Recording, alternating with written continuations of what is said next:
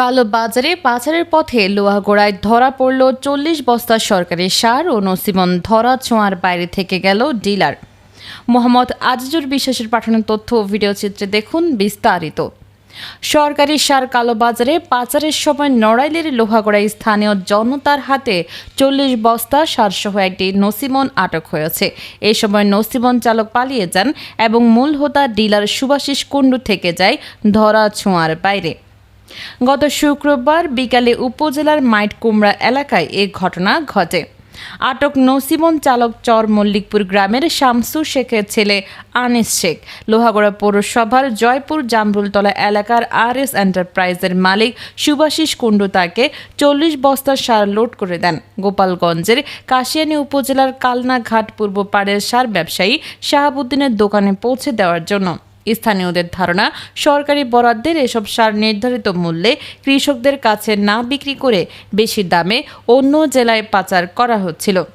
খবর পেয়ে লোহাগড়া থানার পুলিশ ঘটনাস্থলে গিয়ে নসিমন ও ৪০ বস্তা সার জব্দ করে নিয়ে আসে।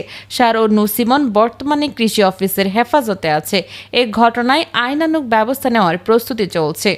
এই ঘটনায় লোহাগড়া পৌরসভার RS এন্টারপ্রাইজের মালিক সুভাষিস কুণ্ডু বলেন, আমি এই ঘটনার কিছু জানি না। আমার নামের অভিযোগ মিথ্যা ও ভিত্তিহীন। এ বিষয়ে লোহাগড়া উপজেলার কৃষি কর্মকর্তা মুনমুন সাহা বলেন, সরকারি সার পাচারকারীদের বিরুদ্ধে আমরা জিরো টলারেন্স নীতি অনুসরণ করছি। দোষীদের বিরুদ্ধে কঠোর ব্যবস্থা নেওয়া হবে। চালকের মাধ্যমে আমরা জানতে পারলাম, চালকের মাধ্যমে ডিলারের নাম জানতে পারলাম।